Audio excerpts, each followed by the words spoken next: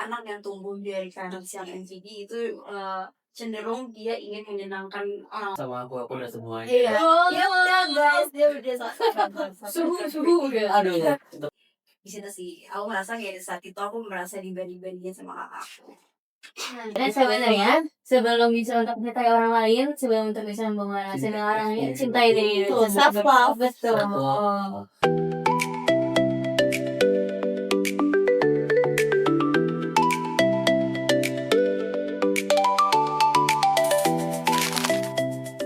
Halo semuanya. Selamat datang lagi di podcast kami. Ups. Without masa sendiri dirasakan. Tapi sulit dijelaskan. Selesai sebelum mandi teman-teman pagi hari ini dalam diskusi yang penuh wawasan dan tentunya dapat tanggi di hari-hari. Benar nih Kak, karena nanti kita tuh akan membahas banyak hal di podcast kali ini. Kayaknya nih Kak, kalau misalnya kata pepatah tak kenal maka Saya. oleh karena itu, silakan kita memperkenalkan diri kita terlebih dahulu sebagai host yang akan menemani kalian pada episode kali ini. Nah, mulai dari kata dulu, dari aku dulu nih Kak. Dari aku dulu kali ya. Boleh. Halo semuanya, aku Muhammad Raivan. Halo apa? Halo semuanya, nama aku Najwa Syarifah, biasa dipanggil Najwa atau Jua. Kalau kata Reality Club, you can call me anything you want. Aduh. Nah, kira-kira nih Kak, belakangan ini kita lagi sibuk apa aja sih Kak? Kalau aku belakangan ini sih banyak banget kesibukan ini. Apa nih Kak? Soalnya kan udah akhir semester juga perkuliahan. Jadi Buas aku ya, banget Kak, ya? ngerjain buas, berat banget, pusing banget nih kepala nih. Oh. Kalau aku sendiri, Kalau aku tuh kebiasaannya satu benar ngerjain luas karena Iya. kita udah di akhir-akhir semester gini, dan aku tuh lagi sering nge-scrolling media sosial. Ngomongin tentang media sosial Kak, ada satu hal yang sekarang saya lagi ramai banget dibicarakan. Sebenarnya tuh hal ini tuh cukup penting Kak, tapi jarang banget disadari sama orang-orang. Nah, kali ini kita akan membahas mengenai pengaruh orang tua narsistik terhadap perkembangan mental anak. Nah, sebelum itu mungkin kakak bisa nih kasih dan kakak tuh hubungan kakak sama keluarga kakak tuh gimana sih Kak? Aman-aman aja atau gimana nih Kak? untuk sekarang sih aman ya. Oh. Cuman semoga aman terus lah ke depannya. Amin. Soalnya banyak banget yang diperluin kan kalau udah tambah gede. Betul. Kalau kakak sendiri gimana nih? Sebenarnya tuh hubungan aku sama keluarga aku tuh sebenarnya aman-aman aja, tapi namanya juga manusia pasti kita akan mengalami kayak misalnya argumentasi dan lain sebagainya. Nah, berarti dari apa yang kita bilang, kita tuh yakin kalau misalnya sebenarnya hubungan keluarga dan perkembangan anak tuh sangat-sangat signifikan gak sih Kak? Penting banget. Hubungan antara orang tua dan anak memiliki peran sangat besar dalam membentuk kepribadian, kepercayaan diri hingga kesehatan mental anak itu sendiri. Namun, gimana nih kalau pola pengasuhan yang diberikan justru buat anak jadi stres, nggak dihargai, merasa dituntut atau kehilangan jati dirinya? Nah, itu kan sering banget apa kejadian belakangan ini. Nah, karena ini topiknya seru banget dan saya kita berdua tuh kurang kompeten untuk dimasain dan kita pastinya harus membawa seorang narasumber yang keren banget dan ahli banget. Nah, jadi hari ini kita sudah bersama narasumber kita yaitu Kak Medika. Halo Kak Medika. Ya. Nah, terima kasih ya Kak sudah meluangkan waktu untuk hadir di podcast kita. Oke, sebelum masuk ke modul utama, mungkin Amerika bisa nih cerita tentang kakak sendiri atau kesibukan apa yang mereka lakuin sekarang ini. Oke, sebelumnya perkenalkan nama aku Medika Delia. Saat ini aku masih berkuliah semester 8 di Ukrida. Dia lagi sibuk-sibuk semester skripsian ya Kak? Iya betul sekali, aku lagi sibuk skripsian. Terus juga kesibukan aku belakangan ini selain ngerjain skripsi, ya karena aku semester 8 kan udah kayak semakin sedikit ya SKS-nya, jadi cuma ngambil skripsi doang. Terus bisa kayak gitu di sela-sela kerja skripsi itu kan kayak suntuk kayak stuck gitu kan mau nulis apa lagi, jadi aku biasa selingin sama tadi scrolling media sosial atau kan kayak Sama nonton. ya. Iya betul, bahkan kayak nonton atau mungkin karena aku punya kucing jadi aku suka main sama kucing juga. Aku malah punya Cat kucing lovers. Kak. Iya, betul. Ada berapa Kak? 4. Banyak ya. Iya betul. Kayak kakak suka bilang nih Kak. Nah, kakak kan udah jadi mahasiswa psikologi udah kurang lebih 4 tahun kan Kak. Nah, kira-kira nih kakak bisa ngerating terus apa sih fun fact yang kakak sadari dari jurusan kakak? Karena mungkin nonton ini tuh ada yang mau jadi maba psikologi atau mungkin Bisa mau juga. jadi calon psikologi tahun depan nih kalau kakak SMA kan sebenarnya. Mungkin boleh kakak ceritain. Oke, kalau dulu pas aku juga masih struggle nyari kampus yang cocok buat aku tuh juga banyak banget nanya review-review kampus dari kakak tingkat aku atau kakak aku yang udah lebih dulu kuliah kan. kayak aku nanyain kampus mana yang enak dan segala macem gitu kan. Terus dari kayak gitu aku nanya experience dari mereka. Kayak misalnya mereka bilang kalau misalnya mau masuk psikologi tuh ada yang dari IPA, ada dari IPS, kayak macam-macam gitu kan. Meanwhile aku ini basicnya IPS. Jadi kayak tapi emang ada beberapa kampus psikologi yang kayak emang biasanya tuh IPA. Nah, tapi karena aku merasa gak juga banyak kok kakak kelas aku, kakak tingkat aku yang dulu yang basicnya IPS tapi tetap bisa masuk psikologi dan sekarang sukses aja gitu loh. Jadi kayak menurut aku itu sama sekali gak mematahkan semangat aku sebagai anak IPS dulunya, dan aku harap teman-teman yang lain yang calon maba juga akan merasakan hal yang sama, dia akan terus semangat walaupun basicnya IPS gitu.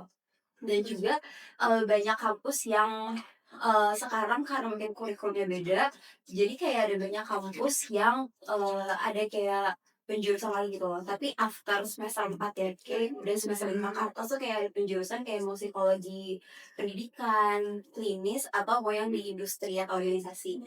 Nah, tapi ada juga beberapa kampus yang kayak ya udah general aja, kayak nggak ada di jurus-jurusnya gitu, kayak ya udah, kita belajar semuanya. Kebutuhannya ya. Betul, dari penjuruannya, jadi kayak belajar semuanya. Seru banget ya, kita kan sebagai anak komunikasi apalagi masih maba cannot Iya. relate gitu ya Nggak kan. bisa kita nggak tahu psikologi sama sekali. Iya. Kita belajar. Mungkin nanti kalau misalnya kita ada tugas mengenai psikologi boleh nih Boleh buat banget saya. tuh. Boleh banget. Boleh banget.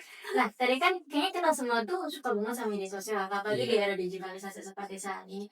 Nah, sekarang ini tuh ada suatu singkatan yang ini tuh lagi sering banget dibicarakan, yaitu NPD. Nah, ini tuh bukan sebenarnya aku ya, Kak, bukan kakek, bukan dan lain sebagainya. Jadi, NPD itu adalah Narcissistic Personality Disorder. Di sini kita tuh ingin membahas mengenai narcissistic parents. Nah, karena kan lagi sering banget diomongin di media sosial, terus akhirnya penggunaan ini tuh cenderung generalis gitu loh kan. Misalnya orang tua galak langsung kayak, ih mama kok narsisistik sih, ih mama kok ini, mama kok itu, ayah kok ini, ayah kok itu. Nah, sebenarnya nih kalau menurut kakak sendiri, bagaimana sih cara membedakan orang tua yang memang narsistik sama orang tua yang emang dia tuh tegas, atau kita tuh biasanya tahu itu strict parents, tiger parents nih. Nah, menurut kakak tuh gimana tuh? Oke, kalau menurut aku dari cara pola asuhnya ya tentunya. Mungkin emang ada perbedaan antara pola asuh orang tua yang mmm, mengidap narcissistic personality disorder sama pola emang orang tua itu emang strict parent saja gitu kan. Terletak pada tujuan dan juga cara orang tua tersebut memperlakukan anaknya.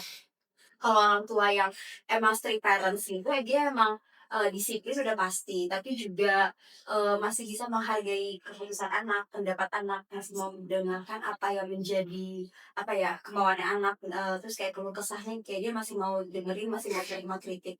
Meanwhile kalau misalnya parents yang narcissistic itu banyak cenderung lebih ke nggak mau ngedengerin pendapat anak, bahkan nggak mau dikritik sama sekali, kayak dia merasa dia paling benar. Kayak dia ngerasa kayak kita ini nggak tahu apa-apa, kayak udah keputusan dia aja yang harus diikutin gitu kan. Oh, kan ya. Nah, kalau dari itu kan biasanya tuh orang tua tuh kayak pengen anak-anak tuh menjadi yang terbaik dari yang baik ya. Oh, Nah, kira-kira menurut kakak sendiri, bagaimana sih cara membedakan orang tua yang sebenarnya tuh memotivasi semua seseorang yang kayak tanpa sadar memberikan tekanan yang tinggi banget nih kan sama anaknya, sama tuh mungkin anaknya jadinya stres, gak punya teman dan lain sebagainya. Oke, cara membedakannya orang tuanya ya. Anak itu pasti akan dikasih dukungan, akan dikasih ya mungkin emang akan dikasih ekspektasi yang tinggi juga. Kayak orang tuanya tuh berharap anaknya kayak seperti ini, seperti ini, seperti ini. Tapi orang tua tersebut juga nggak cuma memberikan ekspektasinya, tapi dia juga memberikan kasih sayang, support, dukungan. Terus apa yang anaknya butuhin mungkin akan dia fasilitasi gitu. Tapi berbeda sama orang tua yang personal disorder ini, dia pasti akan lebih ke dia emang akan menuntut kita menjadi apa yang dia mau gitu. Tapi dia nggak akan support kita secara mental, secara mungkin materi, karena dia emang butuhnya kita tuh bakal kayak udah harus jadi orang tersebut gitu yang dia mau, tapi dia sama sekali nggak peduli sama mental kita, dia nggak peduli sama kemauan kita sebenarnya tuh kayak gimana. Oh gitu. oke. Kalau gitu nih Kak, apakah ada nggak sih Kak perilaku tertentu yang sering dianggap normal misalnya buat Indonesia, tetapi sebenarnya tuh bisa jadi bentuk manipulasi emosional dari orang tua terhadap anak? Mungkin orang tuanya nggak sadar ya kalau Iya. tante itu tuh mempengaruhi. Oke. eh Perilaku gue di Indonesia ya, Iya. ada. Karena salah satunya juga banyak ya, maksudnya pasti aku rasa bukan cuma aku doang yang ngerasain, tapi ada beberapa juga yang merasakan itu, membandingkan anak dengan, shower itu, tadi Iya. anak tetangga, orang lain, Tetangga sih ternyata biasanya ya. iya betul, Nah, kayaknya hampir semua ya Kak, nggak ada yang nggak pernah nggak dibandingin. betul. Nah, aku juga merasakan hal tersebut ya, kayak aku dibandingin sama siblings aku sendiri, sama kakakku sendiri yang dimana aku juga kenal sama kakakku, kayak aku emang serumah sama dia, aku tahu kalau kita emang bener-bener beda, jadi kayak ya emang gak bisa dibandingin, toh juga emang kesukaannya beda, hobinya beda gitu. Jadi di situ sih, aku merasa kayak di saat itu aku merasa dibanding-bandingin sama kakakku. Nah, kalau misalnya gitu kan setelah dibanding-bandingin pastinya orang tua tuh punya ekspektasi yang tinggi kan, dan kita sebagai anak tuh mau nggak mau ngebeban ekspektasi itu. Mhm. Nah, gimana sih Kak cara kayak apakah ekspektasi yang tinggi itu sebenarnya bisa ngebuat anak-anak itu merasa kalau rasa sayang, cinta dari orang tua itu tuh seharusnya diperjuangkan sebagai mereka mungkin mati-matian kayak aku harus ini, aku harus itu, kalau aku nggak ini siapa aku gitu gitu. Kayak Itu gimana? tertekan gitu ya. Iya, kayak buat mereka tuh bisa nge-achieve validasi dari orang tuanya gitu. Oke.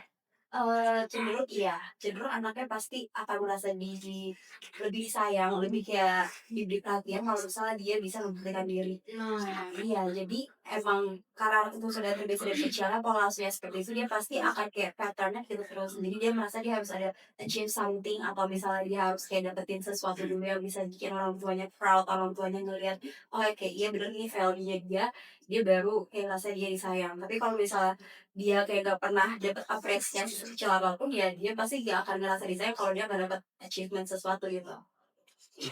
Oke.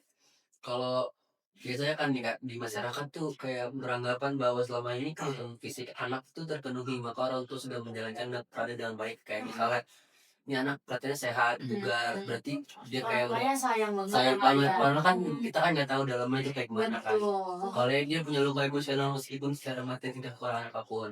Menurut Kakak nih, bagaimana pengaruh kurangnya validasi emosional dari orang tua narkistik terhadap perkembangan mental anak? Oke, ini berpengaruh. Menurut aku sangat berpengaruh sama perkembangan mental anak ya. Iya. Apalagi anak-anak masih usia dini yang masih belum tahu emosinya tuh apa gitu kayak masih banyak kayak anak yang belum tahu dia tuh sebenarnya tuh ngerasain apa sih, sedih kah, kecewa kah, marah gitu. Karena dia emang nggak bisa memvalidasi emosinya sendiri. Karena salah satunya itu karena orang tuanya yang nggak pernah apa ya, nggak pernah mementingkan perasaan anaknya, lagi-lagi orang tua yang selalu egois, yang lebih mementingkan egonya sendiri daripada kebutuhan mental anaknya gitu. Nah, biasanya tuh kayak gini tuh kalau misalnya narsistik atau yang strict parent lah, itu tuh biasanya ada di Asian gitu. Iya, Maksudnya banyak Asian banget. lah, culture dan sebagainya. Nah, Kak, biasanya tuh orang-orang yang hasil dari si orang tua narsistik ini, dia tuh apa menjadi seseorang kalau misalnya nggak people pleasure, atau menjadi seseorang yang kayak egoistik gitu, kayak nggak mau ada dan Betul. sebagainya. Nah, menurut Kakak sebenarnya bagaimana sih untuk orang-orang yang people pleasure ini mencoba untuk berkata tidak apabila itu tuh yang dia tuh merasa itu tuh nggak cukup baik untuk diri, meskipun dia tuh berprestasi gitu loh. Cara orang people pleaser bilang tidak, Hmm. berarti ini harus dibiasakan dulu ya. Kayak karena dia udah tumbuh dari pola asuh yang dari kecil dia rasakan, dia pasti udah jadi people pleaser yang dia dari SD, SMP, SMA gitu kan. Yang tapi kalau dia udah mulai sadar, dia mungkin pelan akan berubah karena dia sadar juga itu penting untuk kesehatan mental dia juga. Nah itu mungkin cara dia untuk pelan-pelan bisa bilang tidak ya, dia harus menyadari dulu bahwa, eee, dia tuh emang aware banget sama kesehatan mental dia sendiri, dan dia jadinya bisa bilang tidak, dia juga berpikir panjang gitu loh, bukan cuma mementingkan dia butuh divalidasi sama orang lain. Karena kalau ini kan berarti faktornya faktor eksternal ya, dia butuh dilihat sama orang lain, dia ingin dijadikan diri. Nah kalau misalnya dia udah sadar dia sebenarnya udah cukup baik kok tanpa lo membuktikan diri ke orang lain, kayak lu tuh jadi apa adanya juga lu udah kayak lu udah cukup bagus gitu, kayak lu udah emang udah value diri lu kayak menurut aku dia emang harus sadar dulu sih hal itu baru dia kayak bisa pelan-pelan bilang tidak. Nah, tadi kan kita sempat ngebahas mengenai healing misalnya diri sendiri, kesehatan dan lain-lain. Kira-kira Kakak tuh healingnya gimana sih? Kakak itu udah jadi semester 8. Aduh, Kan kayak, stres. Itu mungkin nanti habis dari kakak kan aku kita bisa ngebahas Boleh, cara boleh. healing kita masing-masing itu Kita gimana. cerita ya. Betul. Boleh. Healing aku ya yang jelas sih pasti karena aku suka nonton, aku lagi nonton itu series, itu film. Iya aku suka banget nonton, tapi lebih ke nonton yang western kayak ya aku nonton apa aku gak gitu suka yang Asia. Jadi harus bisa kayak western, terus juga eh aku suka main kucing. Maksudnya kalau kalau misalnya lagi kayak bosen, Iya. iya kenapa selalu main sama kucing gitu guys. Misalnya gitu aku juga suka baca. Kalian tahu Wattpad ya sih? Aku suka banget baca Wattpad. Ya, Kamu gak diajak. Dari Kamu gak diajak. iya, jadi aku selalu baca Wattpad, nonton gitu kan. Terus kadang kalau misalnya emang lagi lebih niat gitu, aku suka baking sometimes. Kakak baking apa nih Kak? Kayak top makanan sehat yang Kakak bikin itu apa sih, Kak? Brownies. Oh, Ya, terus juga aku suka itu berapa kali bikin cookies kayak soft cookies gitu. Terus sama cobain bikin lava cake guys. Wah, itu enak ya. Kayak tapi mungkin nanti kapan-kapan Kita boleh coba nih, kita ya. Boleh banget. Boleh banget. Gampang nggak bisa Kita menunggu ya. Nah, Betul, kan ketika ngomongin tentang film dan lain sebagainya tuh biasanya ketika membahas sebuah keluarga filmnya itu dimulai dari anak kecil gitu. Misalnya kita ngomongin misalnya kayak Naruto, biasanya itu karakter-karakternya itu dimulai dari anak kecil, perkembangan bagaimana si hubungan Naruto, si karakter ini sama orang tuanya. Kita kan sadar kalau misalnya ternyata hal-hal seperti itu berpengaruh dari pola pendidikan, pola asuh orang tua ke si anak ini. Nah, tapi ketika kita berusaha untuk kayak mengkritisi atau setidaknya untuk kayak bilang ke orang tua kita kayak, ini tuh kayaknya salah deh, mama tuh seharusnya nggak gini, ayah seharusnya nggak gitu. Malah terkesan kita tuh durhaka gitu loh ke mereka. Kamu kok gitu sih jadi anak saya ini bla bla bla bla bla. Kayak dibantah gitu kan. Iya. Nah, gimana sih Kak cara kita tuh untuk tahu tentang luka masa kecil kita, untuk kayak mulai overcome dengan itu dan untuk bicara dengan orang tua tapi tanpa terjebak untuk salahin orang tua atau kayak malah punya kebencian sama orang tuanya itu, Kak? Eee, berarti, anaknya ini udah lebih sadar lebih dulu ya, kalau dia tuh ternyata ada di lingkungan orang tua tuh yang kurang bisa membangun dia menjadi pribadi yang lebih baik. Karena dia berpola asuh dari kecil itu, ya dari personality disorder orang tuanya gini kan. Nah, menurut aku, gak akan bisa langsung untuk kayak samsung bilang ke orang tuanya kalau, "Mama tuh salah, papa tuh salah, harusnya dengerin aku, harusnya gini gini gini," gitu. Karena emang kalau misalnya background emang orang tuanya sifatnya kayak gitu dan dia emang udah dari dulu kayak gitu, kayak susah untuk mendengarkan anaknya, sulit menerima kritik, dia pasti akan juga sangat sulit kalau langsung kita bantah mentah-mentah. Jadi, ada baiknya kayak gitu tuh pelan-pelan gitu, kayak kita mungkin ngomongnya kayak ibaratnya dari hati ke hati gitu. Mungkin kalau misalnya yang cewek ngomongnya ke mama gitu, kalau yang cowok ngomongnya ke papa gitu kan. Nah, biar kayak lebih dekat satu sama lain dan juga mungkin bisa dimulai dari obrolan-obrolan kecil yang nggak mungkin memicu pertengkaran atau memicu konflik di dalam keluarga gitu loh. Dan ada baiknya sih kalau misalnya emang udah bisa diajak berdiskusi, dilanjut terus diskusinya gitu, komunikasinya dari hal-hal kecil sampai hal-hal penting yang mungkin emang krusial di perkembangan mental anak tersebut. Berarti Tapi emang harus pelan-pelan gitu. iya, harus step by step sih, Kak. Tapi Betul. terkadang nih kalau orang tua itu kan biasanya punya ego yang kayak cenderung lebih tinggi karena mereka merasa mereka membesarkan kita dan lain sebagainya.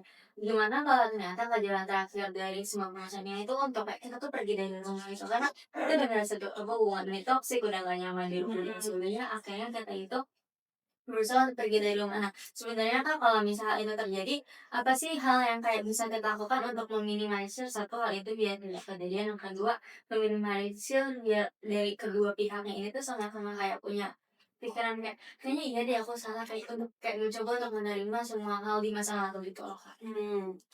Berarti untuk mencegah adik ini keluar dari rumah gitu Mhm. ya?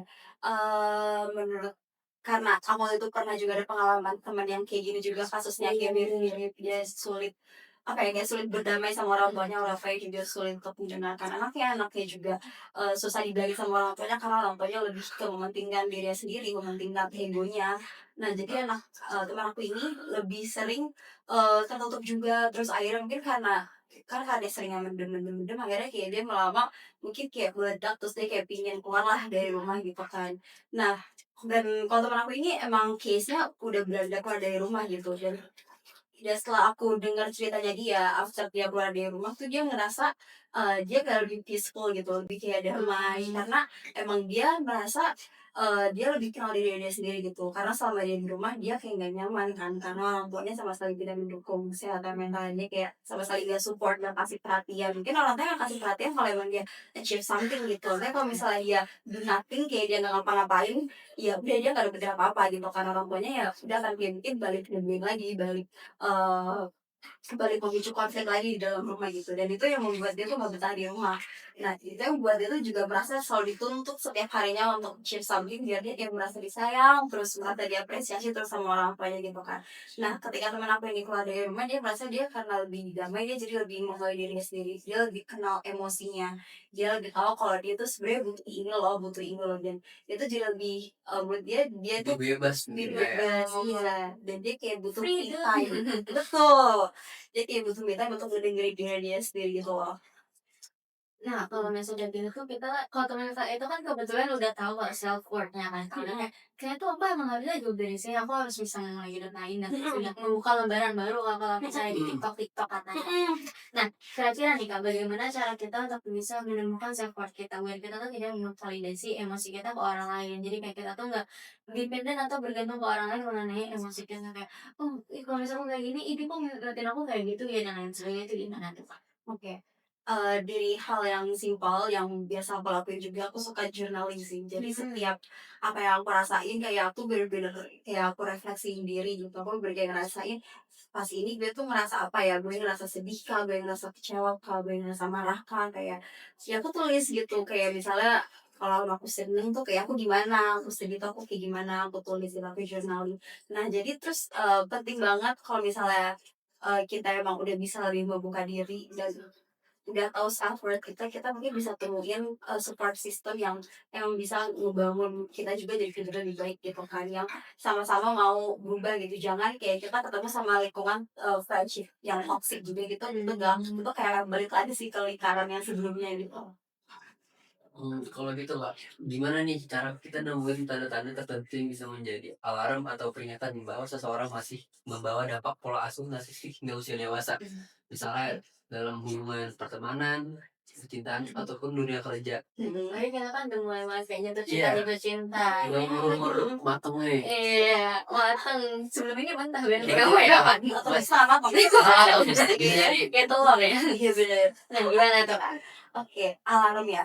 Iya, Kalau dalam pertemanan itu udah pasti yang tadi yang sempat di-mention juga people pleaser. Anak yang tumbuh dari karakter yang NVD itu cenderung dia ingin menyenangkan orang atau mengecewakan orang dan selalu merasa harus menyenangkan orang lain. Kayak dia udah gak peduli dia sebagai dia sendiri, yang penting orang lain senang. Kenapa hal itu terjadi? Karena biar dia bisa di notice sama orang lain kalau dia tuh emang bisa membuktikan diri ke orang tersebut gitu. Nah kalau dalam percintaan itu biasanya teman-teman kita yang udah pada pacaran biasanya itu sangat bergantung pada pasangannya, kayak dependent gitu, kayak apa bucin selalu banget. Bucin. betul bucin Apa? banget. Aduh bucin banget lagi. Ada lagi temen aku kayak gitu. Ada. aduh siapa tuh boleh nggak di spill. Jangan. Iya jadi kayak udah cinta pasti sangat dependent ke pasangannya gitu, terus ngerasa takut ditinggalkan atau merasa tidak cukup baik meski dia udah dapet perlakuan yang baik dari pacar. Misal kayak misalnya pacarnya memberikan dia gift gitu kan, tapi dia pasti anaknya gak enakan, jadi kayak ih nggak usah kayak jangan gitu. Dia Nggak pasti usah deh. Nggak gitu ya. Kayaknya kamu aja itu. Nggak usah. bener-bener. Nah iya jadi kayak dia pasti akan lebih tinggi enakan, makanya dia kayak sulit untuk menerima juga dari orang lain gitu kan. Nah kalau dalam dunia kerja itu lebih ke perfectionist sih, actually udah kelihatan dari kita kuliah ya, karena kita kan udah banyak teamwork ya, Iya. project udah pasti kayak udah kelihatan kita tuh pasti maunya tuh yang perfectionist, mau itu ngumpulin tugas atau UAS atau UTS gitu kan, kayak kita pasti mau yang semaksimal mungkin ya yang bagus. Nah dia pasti kalau misalnya grup project dia pasti akan sangat sulit menerima kritik dari teman-teman kelompoknya, kayak dia pasti selalu merasa masih kurang, masih direvisi gitu ibaratnya. Iya betul. Harus Plus. sesuai dia sendiri kali ya. Iya betul, jadi kayak lebih egois gitu. Nih Kak, kita kan pasti apalagi udah mulai kuliah, kita harus nggak mau tuh beradaptasi dengan berbagai orang kan Kak. Maksudnya dari berbagai kalangan dan lain sebagainya. Gimana sih Kak kita sebagai teman, kalau misalnya kita tuh melihat ada seseorang nih, itu people pleasure dan kayak doing-nya tuh too much gitu kan. Oh ini kayak, oh jangan ini deh, jangan ini. Jadinya kayak akhirnya mungkin merubah dynamic dalam suatu persahabatan lagi. Nah, kira-kira kita tuh gimana ya Kak cara untuk kita bantu si people pleasure ini untuk kayak mungkin tone down sedikit kayaknya ini is okay deh, it's okay kalau misalnya nggak perfect dan lain sebagainya itu gimana? Oke. Untuk berarti kita dua yang sadar kalau teman kita ini people pleaser ke semua orang gitu kan. Pertama-tama mungkin kita sebagai temennya yang udah lebih dulu kayak udah lebih dulu sadar, kita harus ngedeketin dia dulu gitu, kayak bener-bener ngomongnya tuh secara halus pelan-pelan, biar dia tuh ngerti kalau nyata nggak semuanya kok harus kita iyain, nggak semuanya harus kita ikutin gitu kemauan orang lain kan. Karena emang jatuhnya itu lebih ke dia nggak pikir diri sendiri gitu, kayak dia selalu ingin membuktikan diri ke orang lain biar dia kayak, apa ya, kayak, dia tuh merasa biar dia tuh wah gitu di depan orang lain gitu kan. Nah jadi kayak mungkin harus caranya tuh mungkin ada pendekatan dulu sama orang tersebut, terus kayak kita ngejelasin kalau misal kayak gini tuh entar gini loh, kayak lu mikir dong kesehatan mental lu gini gini gini. Jadi kayak mungkin kita pelan-pelan sih ngomongnya, gitu. Kira-kira nih Kak, Kakak Revan dan Kak Medika tuh punya kayak cerita asli langsung kayak kasus studi kasus langsung nggak sih Kak dari pertemanan Kakak dan lain sebagainya? Yang seperti ini, yang people pleaser. Waktu itu aku dulu pernah sih, tapi udah SMP. SMP atau SMA ya waktu itu, heeh. Nah, temen aku ini tipe yang awalnya tertutup, tapi karena dia akhirnya pelan-pelan udah bisa mulai bergaul, pas dia udah punya circle, dia jadi kayak merasa dia harus menyenangkan banyak orang gitu kan. Jadi pas dia udah dapet temen gitu, se-circle dia jadi kayak, ya udah dia pasti kalau selalu iyain apapun yang teman-temannya mau gitu kan. Terus karena aku sadar kayaknya lu gak perlu deh kayak gitu, kayaknya lu gak penting deh kayak gitu, kayak ngapain gitu kan, itu ngerugiin diri lu. Ya baru aku bilang ke dia, kayak aku kasih tahu ke dia gitu, kayaknya itu gak guna deh buat lu, kayak gak usah lu lakuin lah gitu. Itu bermanfaat untuk saling Saling mengingatkan, betul. betul. Baru pengen ngomong Kakak Revan sendiri gimana nih Kak? Adakah bisa cerita kayak gitu. Ya. Ada sih mirip-mirip sih apa cerita kakak Medika tadi. Cuman aku pas SMA kemarin masih Pas ya. kelas 10 sih, mungkin kan masih baru masuk Oh, kan, iya. masih malu-malu. Masih baru habis COVID juga kan emang masih Iya, banget. itu baru kelar banget COVID kan kelas 10 masih online juga hampir setengah semester Hybrid online. ya. Iya. Jadi itu temen aku, dia pendiam gitu Kak. Dia juga kayak suka anime sih, jadi pendiam gitu. Oh, ibu ya. Iya, jadi kan kalau ibu itu kan nggak semua orang mau ajak main kan. oh iya. Padahal sebenarnya tuh orang menurut aku sih asik sih. Dia pintar juga. Jadi dia selalu sebenarnya masih argumen terus kalau di kelas saat pelajaran. Cuman pas istirahat kayak menyendiri. Gak ada yang mau nemenin gitu. Sebenarnya orangnya seru. Cuman makin ke depannya kayak semester 2 kelas 7 itu kelas 7 kelas 10 semester 2 itu aku sama temen-temen mulai ngerangkul dia lah buat main bareng-bareng. banget oh my god. Banget ya. Ya, banget lah. Ya, jadi mulai ngerangkul dia buat main bareng-bareng kita. Jadi mulai terbuka sama kita juga. Ternyata dia emang di rumah tuh nggak punya teman juga. Mungkin karena komplek kali ya. Oh iya. Jadi ke rumahnya tuh sepi dan dia main di rumah doang. Jadi jarang ada teman yang ke rumah. Masa itu dia mulai cerita-cerita juga katanya orang tua jarang di rumah juga karena mungkin bapak ibunya kerja kali ya. Iya. Untuk mencari uang. Betul. In this economy, betul. Nah, Harus banget kerja keras. betul. Kan kita kan keluarga itu biasanya pola asuh keluarga itu sangat amat mempengaruhi ya. Oke, kalau kayak gitu berarti kan banyak anak nih Kak yang menyadari pola asuh tersebut tetapi masih tinggal serumah dengan orang tuanya dan sembunyi menjaga jarak. Kayak tadi temen aku Kak, kayak dia kan jarang Iya. nggak dapat pada orang tua yang lebih. Validasi sama orang tuanya. Karena Kalau sulit hubungan gitu. iya, kalau dalam lingkungan yang kayak gitu Kak, gimana cara kita menjaga realistis menjaga kesehatan mental tanpa harus memutus hubungan dengan keluarga? Oke, berarti tadi, langkah apa yang realistis ya untuk menjaga kesehatan mental tanpa harus memutus hubungan dengan keluarga. Nah, berarti di sini kan kondisi anaknya udah sadar lebih dulu ya kalau misalnya dia tuh Iya. mendapat pola asuh yang, NPD dari parents-nya. Nah, itu, salah satunya yang mesti dilakukan itu menetapkan batas sederhana. Jadi ada boundaries antara anak dan orang tuanya gitu kan. Kayak anaknya karena udah sadar lebih dulu berarti dia harus self control atau lebih, bagus gitu, yaitu dengan cara menghindari topik yang memicu konflik sama orang tuanya. Apalagi kan dia udah kenalnya orang tuanya itu, NPD kan, jadi dia harus bisa memilah-milih, topik yang bisa dibahas sama orang tuanya gitu kan. Nah, terus mengurangi keterlibatan emosional yang berlebihan. Ketika dia udah mulai cerita satu topik nih atau cerita pengalamannya dia itu pasti akan dapat ini dong komentar dari orang tuanya lah, entah itu komentar yang baik ataupun buruk gitu kan. Nah disitulah dia harus punya self control yang juga bagus gitu. Itu dengan cara tidak semua komentar harus ditanggapi serius sama dia. Jadi kayak ibaratnya kalau anak sekarang bilang gak usah baper gitu. Jadi kayak Itu udah sangat banget kan. Enggak, ya.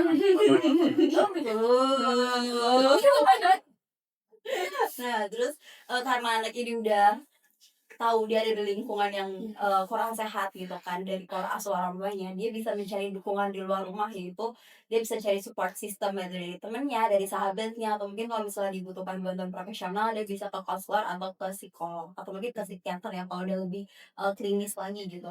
mungkin paling profesional nongkrong kali kayak. Biasanya bisa gitu ya. Iya.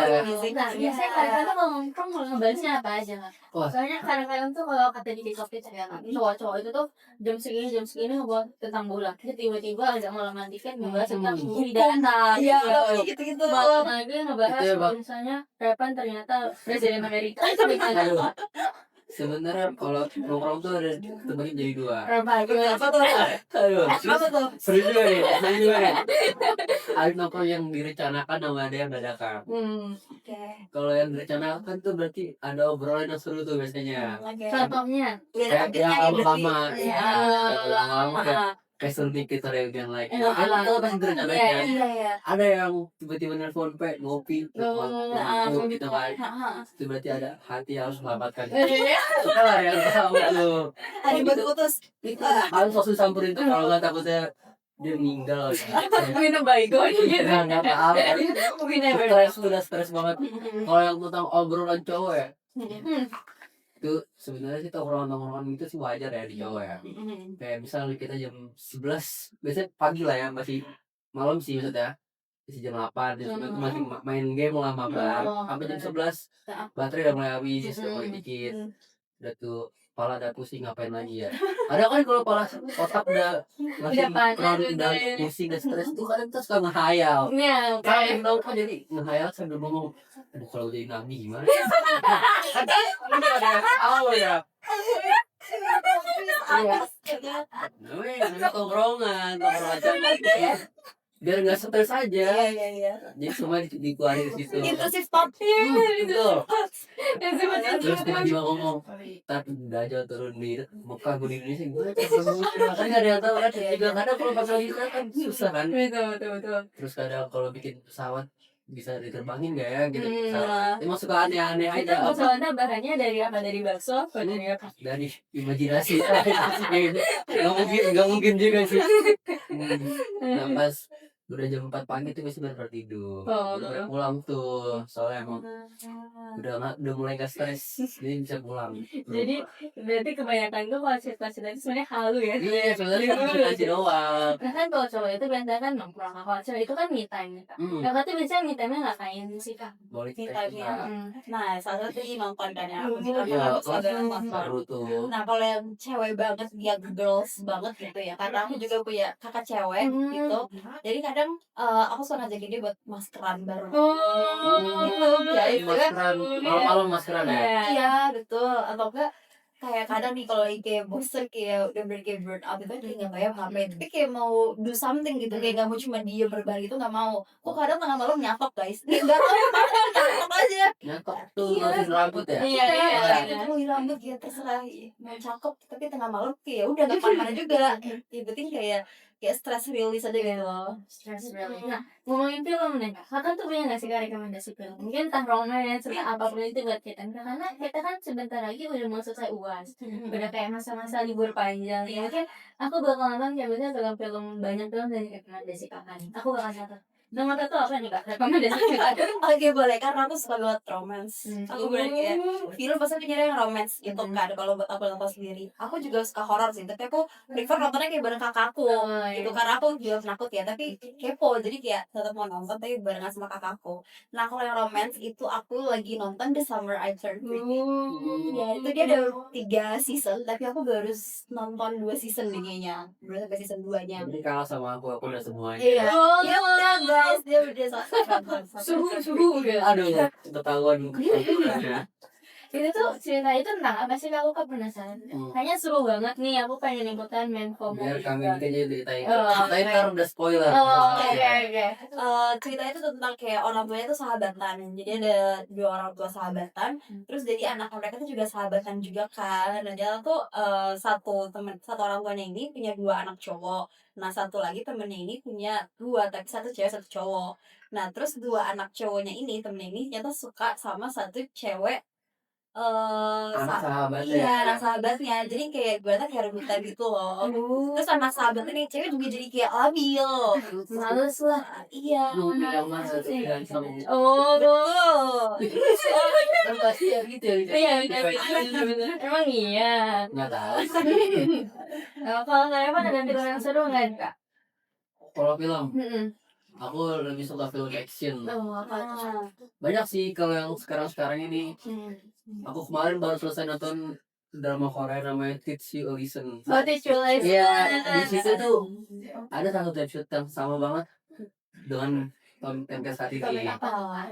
Kayak dia ada satu anak, dia tuh memang pintar, tapi dia dipaksa untuk bisa lebih sama orang tuanya karena orang tuanya itu pengen masuk kedokteran. oh, Itu dikarenakan kayak orang tuanya ini selalu diremehin sama tante-tantenya.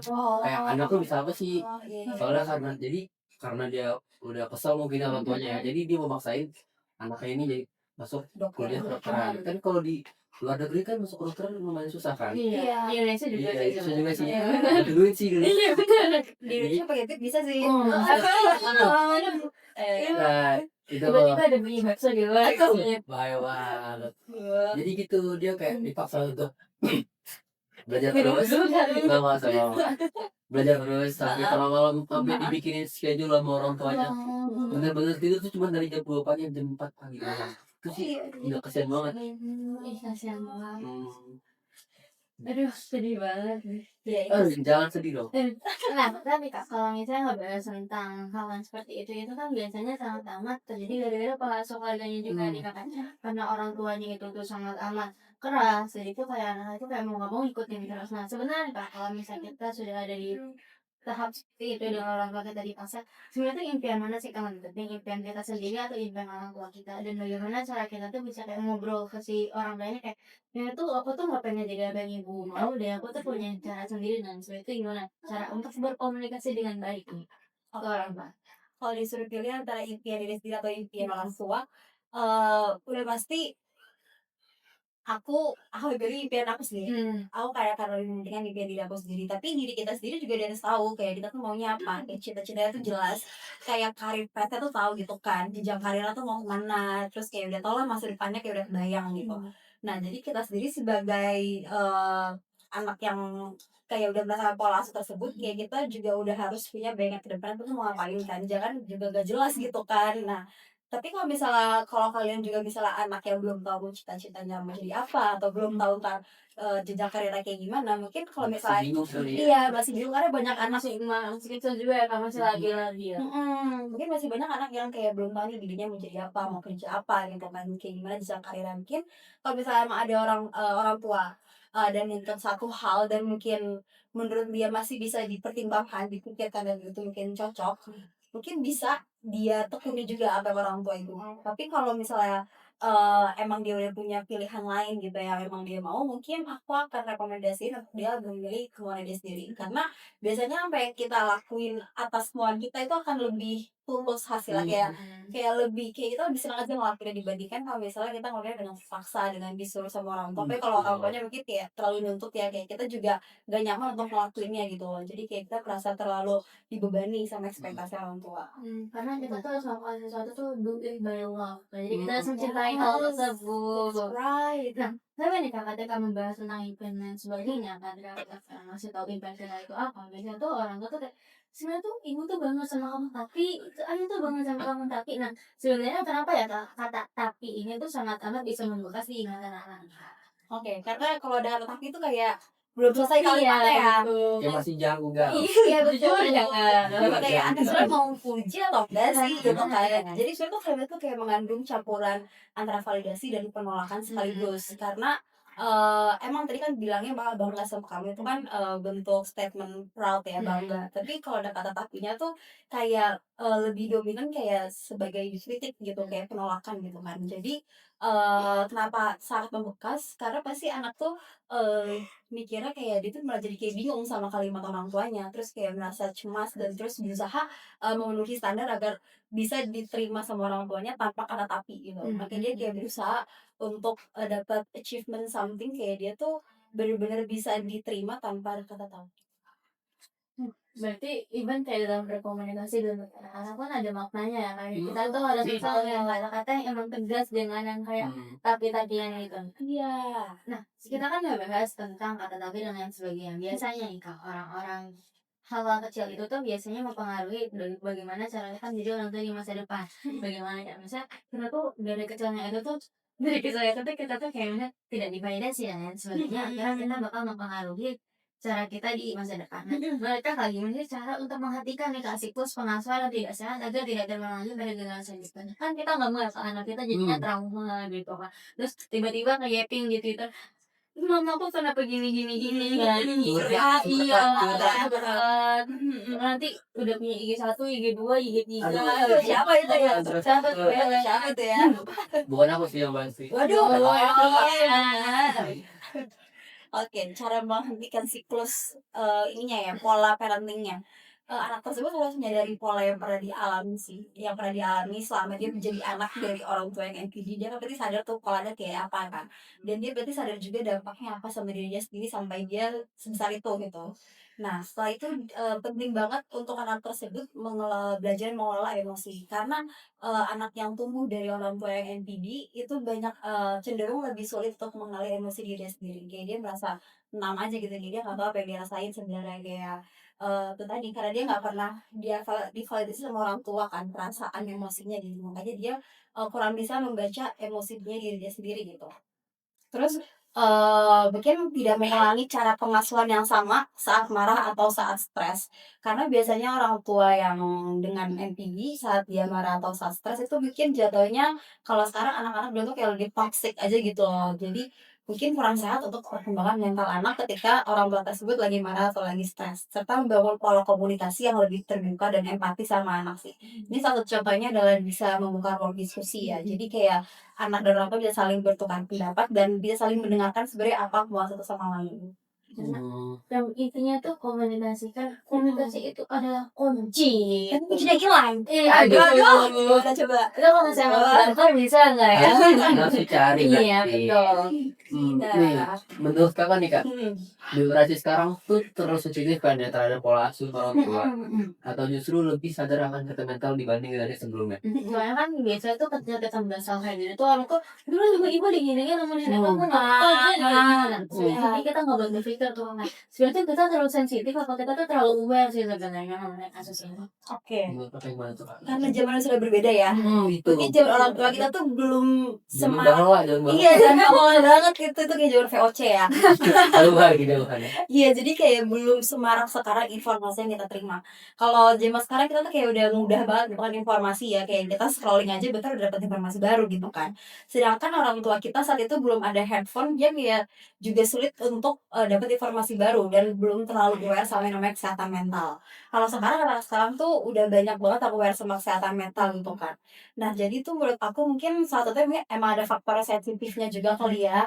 Tapi menurut aku ada bagusnya juga karena anak tersebut jadi bisa, tahu nih kayak apa do's and don'ts-nya gitu kan. Tapi balik lagi, kita sebagai anak yang udah tahu informasinya kayak kita harus baca bener-bener, jangan kita baca dari sumber yang salah. Karena ada banyak banget mungkin account-account yang kasih informasi itu kayak cuma setengah-setengah gitu. Jadi kayak kurang jelas, kurang tepat sedangkan sedangkan anaknya tuh kayak langsung teriak mentah-mentah kan, entar dia malah Wait ya Kak. betul. Betul. Yang bikin salah paham tuh biasanya. Betul, kadang ada dia malah diagnosa diri dia sendiri kan, padahal kayak nggak boleh gitu, nggak bisa, gitu sih. Ngomong akan media sosial tuh kak, menurut kakak nih, seberapa besar pengaruh media sosial dalam membuat seseorang sadar atau malah salah memahami trauma masa kecil ya? Jadi Pengaruh media self sosial. diagnosis itu ya, kayak saya cuma disuruh nyuci piring tiba-tiba upload di story WA. Aduh aku broken home kayak gitu. Apalagi kan kayak gitu-gitu bisa kan influencer yang udah namanya kan. Jadi Iya, iya, kayak iya. kita ke influence buat Iya, ngelakuin juga. Menurut aku penting banget sih, kayak pasti sosial media sangat berpengaruh sama trauma luka masa kecil ya kan? Iya. Iya, karena pasti itu lagi tadi balik kalau misalnya kita baca dari sumber yang gak jelas, yang mungkin orang itu tidak berkompeten enough untuk menyampaikan informasinya, mungkin kita juga bisa jadi salah informasi gitu. Makanya itulah sebenarnya kita sebagai pengguna media sosial juga harus lebih kritis dan lebih bijak gitu dalam membaca, nggak semuanya bisa kita terima mentah-mentah. Kan sekarang udah banyak ya guys, ada Google, ada GPT, ada Gemini gitu, kayak kita bisa ya. iya ada AI, kita bisa cari banyak informasi yang terpercaya dari mereka yang udah ada jurnalnya, udah ada sumbernya tuh emang udah bener gitu. Gitu sih.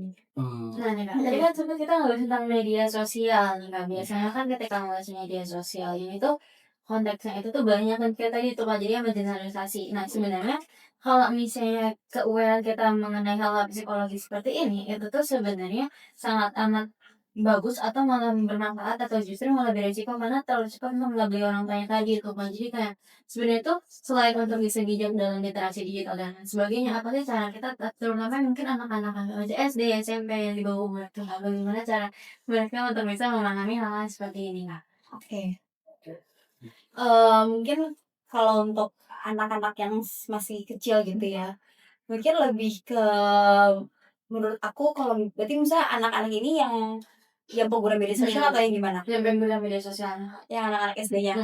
Oh, oke. Berarti ya mungkin kalau anak-anak SD ini sebagai pengguna media sosial ini sih menurut aku dia belum seharusnya ya kayak dia main Instagram, main Twitter, main TikTok gitu kan. Belum Karena cukup umur ya. iya belum cukup umur karena juga kita kan nggak bisa sortir konten-konten yang keluar dari FYP mereka, dari shorts mereka kan. Nah jadi better sih mungkin kalau kayak di YouTube mungkin ya bisa kita kasih YouTube YouTube Kids Kids. gitu kan. Nah tapi kalau dari TikTok dan Instagram kayak kita gimana cara nge-handle-nya gitu. Nah palingan kita bisanya dari screen time kan. Screen time jadi kayak mungkin anak itu misalnya sekolah dari Senin sampai Jumat. Nah, mungkin baru boleh di Sabtunya atau di Minggunya dia bisa pegang handphone gitu. Dibatasi. Iya, dan itu juga kita awasi gak yang dia purely sendiri scrolling gitu sih. Nah, mana sih Kak kecil dibatasi nih Kak kan? Coba Apa? aku. Iya, Oh. hal apa yang pernah dibatasi dari orang tua Kakak untuk bisa memperbaiki misalnya perkembangan dan sebagainya? Aku masih kecil kan kita kan masih ngalamin masih kecil kan jarang main HP juga. Oh iya sih. Biasanya masih main mulu. Hmm. Aku sih dibatasi buat main malam sih itu. Oh, tapi Kakak pernah bandel. Oh, Aku bisa sendiri gitu jadi Oh, kayak kabur diem-diem. enggak sih itu. Oh. Aku nggak nakal itu sih. Oh, Kata dibatasi pulang Ya, asli kan nggak boleh Ah, 9 kan, 9 harus di iya, rumah. hmm. Biasanya kita habis maghrib keluar main sampai isya sholat, pulang tuh minum doang tuh gitu. Oh. Bisa main lagi. Nah. Kan pulang baru. Oh. Langsung samperin tuh orang tua. Iya. Pulang. Oh, Belum. disamperinnya dengan baik-baik apa tiba-tiba bawa sapu? Enggak dong. Oh, alhamdulillah tidak anarkis ya. Aku. Nah, karena kan sebenarnya kayak tadi hal yang dilakukan sama mamanya atau orang tuanya Karevan itu kan masih untuk bisa perkembangannya Karevan benar-benar jadi lebih bagus lagi. Dan sebenarnya nih Kak, apakah semua orang tua yang menuntut itu tuh bisa disebut narsisistik Kak? Kayak misalnya, even pun kalau misalnya kayak cenderung dalam tanda kutip galak gitu, kamu ini, kamu harus dapat nilai A, apakah itu bisa dibilang narsistik atau sebenarnya itu ada term lain sih Kak mengenai hal seperti itu Kak? Kita gak akan bisa langsung diagnosis dia narsistik gitu kan karena kalau kita coba bilang dia galak, dia tegas, dia apa kayak belum masuk ke kriteria dia narcissistic personality disorder gitu. Ada banyak kriteria yang bikin dia tuh bisa digolongkan NPD. Nah kalau misalnya cuma kita sekedar bilangnya galak gitu atau nuntutnya banyak itu mungkin masih basic ada atau mungkin masih bisa masuk ke kategori strict parents yang emang disiplin dan juga punya ya seperti parents pada umumnya aja punya ekspektasi tinggi sama anaknya kan jadi dia sebagai orang tua bisa mungkin mempush anaknya untuk kayak mengeluarkan semua apa ya yang semua anaknya bisa gitu untuk bisa dapetin yang terbaik. Ini Kak, biasanya tuh setelah hal seperti itu dan apalagi ketika mulai dewasa ya kan, anak tuh mulai paham kalau misalnya ini kayaknya salah deh, aku ingin coba untuk komunikasi dengan baik. Nah, sebenarnya Pak, bagaimana cara hubungan tuh orang tua diperbaiki? Misalnya beneran, mungkin kalau misalnya mereka udah renggang, mungkin mereka udah kabur dari rumah, tapi kan namanya juga keluarga kan tidak bisa segampang itu dipisahkan kan. Gimana cara kita tuh bisa memperbaiki hubungan kita dengan orang tua setelah menjadi kalau pola-pola seperti ini tuh kurang sehat Pak? Pola-pola apa namanya pengasuhan dan sebagainya. Balik lagi ke diskusi sih. Nah, Diskusi yang paling penting dan iya mungkin diskusinya tadi yang aku bilang dari hal-hal kecil. Nah karena emang gak semua orang tua yang bisa langsung kayak anaknya makin lama makin gede ya makin gede makin ibaratnya kayak makin bisa berpikir kritis makin bisa ngebantah makin bisa ngejawab kalau setiap orang tuanya ngomong gitu kan. Nah anak tersebut juga udah harus bisa diskusi secara dewasa ke orang tuanya gitu kayak kalau dia udah kalau orang tuanya dia udah bisa mungkin memfilter semua omongan yang dia bilang ke orang tuanya gitu gimana caranya biar dia memicu konflik. Nah hal tersebut yang bisa dilakukan sih diskusi hal-hal kecil yang mungkin emang pelan-pelan bisa memperbaiki hubungan dia sama orang tuanya.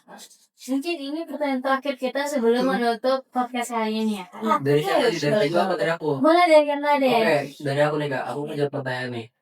Misalnya Kak, orang tua kita ini udah ngasih apa pola asuh yang baik nih sampai kita remaja lah, sampai umur 16 atau 17. Tapi karena lingkungan kita di usia 17 itu apa Berubah. ya berubah kan, kita kan berkembang kan, teman-teman kita tahu banyak, tapi ada lingkungan yang tidak baik, mungkin bisa jadi kita jadi orang tua karena berteman sama ini. Itu gimana tuh Kak cara kita mengatasinya? Berarti anak tersebut, udah dari kecil pola asuhnya tuh kayak baik gitu, Mhm. Udah benar. kita jadi anak baik-baik, tapi Mhm. jadi nggak bener pas dirinya. Mungkin gara-gara ini juga kan, misalnya kita tuh akhirnya tahu kalau oh misalnya kayak orang tuanya itu galak ke orang tua teman kita, terus ternyata ketika ngomong seperti itu kan, kok orang tua gue sama apa orang tua gue orang tua gue juga sama galaknya dan lain sebagainya, sama jahatnya dan lain sebagainya. Akhirnya kita kayak membuat self diagnosis kita lagi, ini kenapa om mama kayak gini ya, kenapa ibu kayak gitu ya, kayak gitu gitu ya. Itu gimana cara mengatasinya? Hmm, Kalau kita sadar, maksudnya kita kan kayak udah bagi diri bagi sadar dong, kita iya. tumbuh di lingkungan, friendship yang toxic gitu yang nggak membuat kita semakin baik, tapi malah buat kita mungkin kayak merugikan diri kita sendiri gitu kan. Nah, mungkin salah satunya adalah kalau mau keluar pelan-pelan dari lingkungan tersebut, circle tersebut, kita bisa kayak cari support system terdekat yang mungkin emang, juga apa ya, juga bisa mengerti posisi kita. Karena sometimes kalau umur segitu ya kayak umur 17, 14 tuh kadang kalau kita cerita malah malah jadi kayak adu nasib gitu kan. Iya bener Nah, bener jadi bener. kayak sulit juga untuk mendapatkan teman cerita yang benar gitu. Jadi harus benar-benar cari teman cerita, teman apa ya, support system yang emang bisa mengerti kondisi kita gitu. Nggak cuma judging doang, nggak cuma ngejudge kita kayak ada di posisi mana, tapi emang juga bisa jadi teman cerita dan juga bisa membantu kita mungkin pelan-pelan keluar dari toxic, lingkungan tersebut. Gitu, harus punya sahabat ya, nggak Mhm. moral dan lain sebagainya.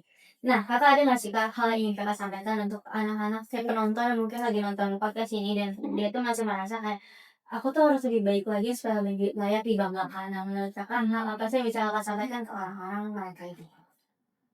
Berarti anak-anak ini anak-anak yang tumbuh di NPD Paris. Iya. Oke, nggak harus jadi, nggak harus achieve something, nggak harus bikin orang tua bangga karena, aku pernah dengar, kita lahir ke dunia ini aja tuh sebenarnya kita juga udah sangat disayangi, sudah sangat, kayak dikelilingi sama orang-orang yang sayang sama kita juga gitu. Bahkan kayak ibaratnya kayak kita tuh dapetin kasih tanpa syarat gitu kan. Jadi sebenarnya tanpa kita ngelakuin sesuatu, tanpa kita achieve sesuatu, tanpa kita bikin mereka proud, mereka juga udah bangga kok sama kita. Kayak mereka juga udah bersyukur kalau punya kita gitu. Jadi kayak stop ngelakuin atau nge-push diri kalian yang bikin kalian gak nyaman, tapi beneran ngelakuin apa yang dari hati kalian aja gitu loh. Karena, kadang kayak gitu juga yang lama-lama bikin apa ya, kurang percaya diri. Kalau misalnya kita terus-terusan ingin membanggakan orang lain, tapi kita nggak pernah dengerin diri kita sendiri nih, nggak pernah dengerin hati kita sendiri. Kalau kita udah cukup kok, kayak kita udah good enough kok selama kita hidup saat ini gitu. Aduh, sedih deh. Terharu. Gitu. Kan kalau judulnya lagunya tuh Everything You Are. Everything You Iya, Are. iya. Dan sebenarnya sebelum bisa untuk mencintai orang lain, sebelum untuk bisa menguasai orang lain, cintai diri Betul, sendiri. self love, betul. Betul, oke. Nih nggak kerasa nih Kak, kita udah hampir 1 jam di sini. Kita udah dari diskusi hari ini kita belajar bahwa pola asuh orang tua memiliki pengaruh sangat besar terhadap bagaimana mental anak, termasuk ketika terdapat kecenderungan perilaku narsistik dalam pengaruh anak. Nah, betul. Tapi Kak, harus juga disadari kalau sebenarnya pengalaman masa lalu itu tidak selalu menentukan masa depan seseorang. Jadi kalau misalnya masa lalu kalian tuh buruk dan sebagainya, masih punya masa depan akan jauh lebih cerah lagi. Betul. Ya kan? Harus Nah, move on ya. betul. Ya, bisa dibantu dengan kesadaran, dukungan yang tepat dan proses yang lebih sehat. Setiap orang pasti punya waktu untuk bertumbuh dan membangun kehidupan yang lebih baik lagi nih Kak. Oke. Nih sebelumnya makasih banyak kami share waktunya dan juga tentang apa sharing-sharing ilmunya nih Betul, banyak nah banget Kakak yang sharing dapet. ilmu. Nanti kita tunggu kuenya ya Kak. Iya, ada ya. Oh iya, boleh banget. Kita tunggu. Nah, jadi untuk para penonton sekalian, terima kasih juga untuk telah mendengarkan podcast perdana kami kali ini, dan aku Najwa Syarifah pamit undur diri. Aku mau mundur diri. Jadi kayak milih pamit undur diri. Sampai jumpa next time. Bye bye. Bye.